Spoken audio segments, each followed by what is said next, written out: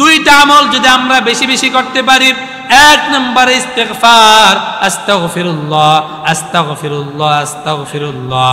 ইস্তিগফারের কারণে আল্লাহ তাআলা আমাদেরকে রিজিকের মধ্যে বারাকা দান করে। সবচাইতে উত্তম ইস্তিগফার হচ্ছে সাইয়্যিদুল ইস্তিগফার, আল্লাহুম্মা আনতা রাব্বি লা ইলাহা ইল্লা আনতা খলাকতানি ওয়া আনা আবদুকা ওয়া আনা আলা হাদিকা ওয়া ওয়া'দিকা মাস্তাতা'তু আউযু বিকা মিন শাররি মা সানা'তু আবুউ লাকা বিনি'মাতিকা আলাইয়া ওয়া আবুউ বিযামবি ফাগফির লি ফাইন্নাহু লা ইয়াগফিরুয যুনুবা ইল্লা আনতা। সাইয়্যিদুল ইস্তিগফার যদি কোন বনি আদম পাঠ করে, তার যদি সমুদ্রের ফেনা পরিমাণও গুনাহ থাকে, যিনি আমাদেরকে গুনাহ মাফ করে তিনি কে? সমুদ্রের ফেনাগুলো যেমনি ভাবে গোনা যায় না, মানুষের গুনাহগুলো তেমনি ভাবে গোনা যায় না।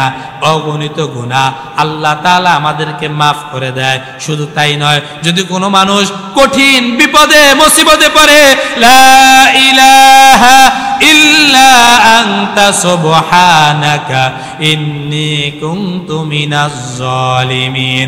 কঠিন বিপদ থেকে যিনি আমাদেরকে বাঁচাইবে তিনি কে? হযরত ইউনূস আলাইহিস সালাতু ওয়াস সালাম মাছের পেটে ছিলেন, সমুদ্রের নিচে ছিলেন, মাছের পেটের মধ্যে ছিলেন। এমন তো অবস্থায় কোনো মানুষ বাঁচবে এমন কোনো গ্যারান্টি নাই। ওই কঠিন বিপদ থেকে যিনি হযরত ইউনূস আলাইহিস সালাতু ওয়াস সালামকে বাঁচাইছে, সে আল্লাহ এখনো আছে না নাই?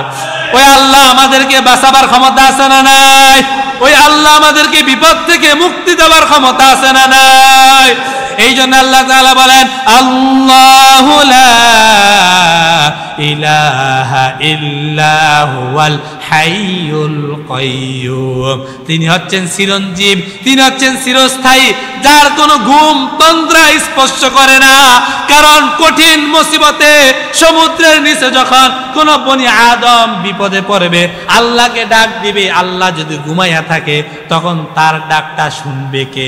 এই জন্য আল্লাহ তাআলা কখনো ঘুমান না, কখনো আল্লাহ তাআলা তন্দ্রা স্পর্শ করে না। বান্দার জন্য আল্লাহ তাআলা সদা সর্বদা বসে থাকে।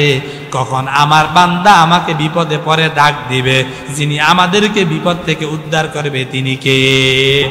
আল্লাহ তাআলা বলেন, তাবারাকাল্লাযী বিয়াদিহিল মুলকু ওয়া হুয়া আলা কুল্লি শাইইন কাদির। আমি হচ্ছে বরকতময় আল্লাহ, আমি হচ্ছে সমস্ত ক্ষমতার মালিক আল্লাহ। আমি আল্লাহ ছাড়া দুনিয়ার মধ্যে এর চাইতে কোনো ব্যক্তি ক্ষমতাবান দাবি করতে পারে না। এই জন্য জীবনে স্বপনে স্বপনে জীবনে চলতে গেলে আল্লাহ তাআলার রহমত দরকার আছে না নাই? আল্লাহ তাআলা আমাদেরকে বিপদ থেকে বাঁচাবার সেই ক্ষমতা আল্লাহর আছে না নাই?